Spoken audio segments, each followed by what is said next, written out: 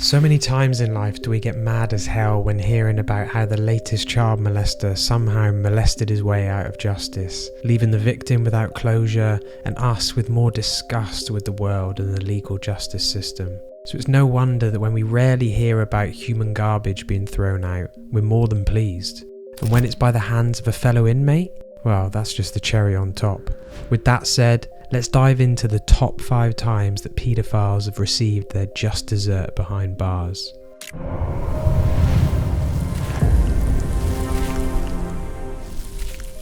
Number 5. David Ocees Ramirez. You wouldn't be wrong in seeing the irony in this human turd getting flushed. David Ocees Ramirez was found guilty of child molestation charges in 2013, resulting in a life sentence he would not live to serve.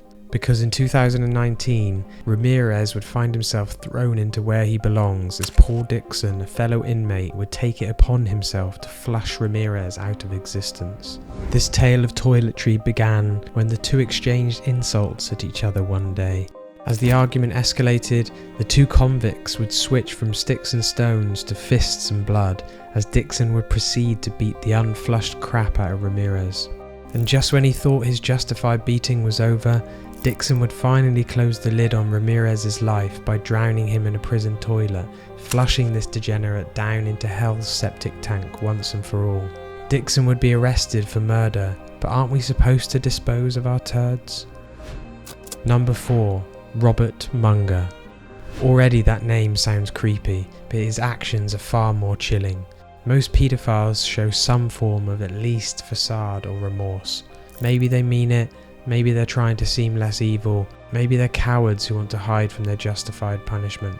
And yet, in the case of Robert Munger, such a crime was worn like a badge of honour. Robert Munger was serving a 43-year sentence for the crime of child molestation, and if such a long sentence doesn't put a smile on your face, the fact that this is a really small world will. Robert Munger would find himself face to face with the brother of Munger's victim, Shane Goldsby. From what we know, Munger brought this on himself twice over, as it was stated he had provoked Goldsby into killing him by using taunts and rambling about the details of how he violated Goldsby's sister. What Munger didn't count on, however, was the fact that Goldsby was far from stable at that moment. Already being a ticking time bomb, Goldsby was finally set off by Munger's mocking and teasing, resulting in Goldsby knocking this scumbag out of existence with not just 14 punches to the head, but 4 big stomps as well, finally avenging his sister's honour. The things a man will do for his family. Goldsby even apologised to Munger's loved ones, showing that despite all that had transpired, he was still far more of a man than the monster who tormented him. Number 3.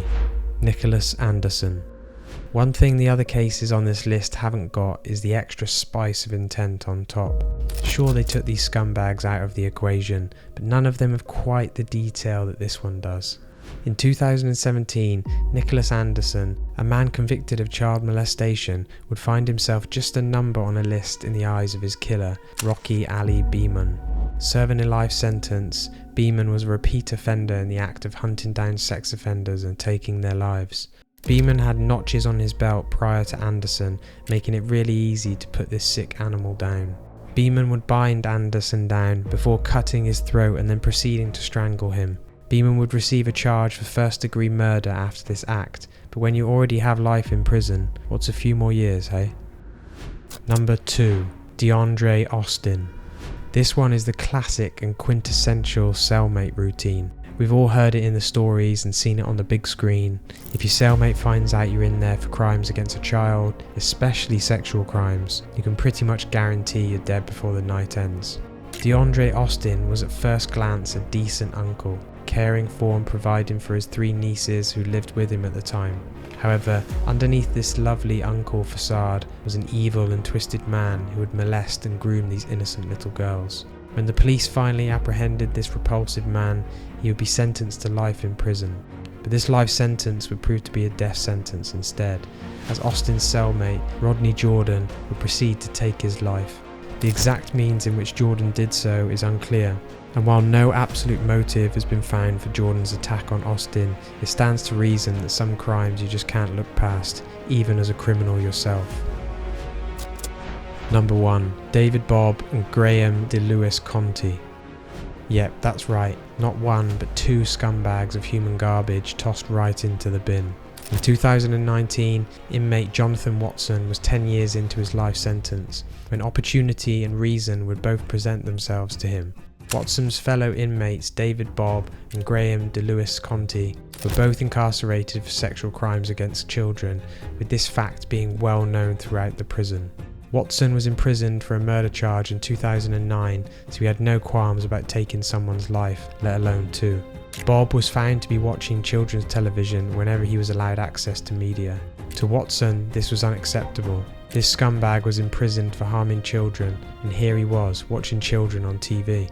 Watson's blood would boil, and while he would attempt to seek counselling for his bloodlust towards Bob, he would not receive it. This would lead to Watson's breaking point, as on one fateful day, Bob would watch his last screening, before Watson would begin to beat the life out of Bob with a nearby cane, relentlessly taking his life.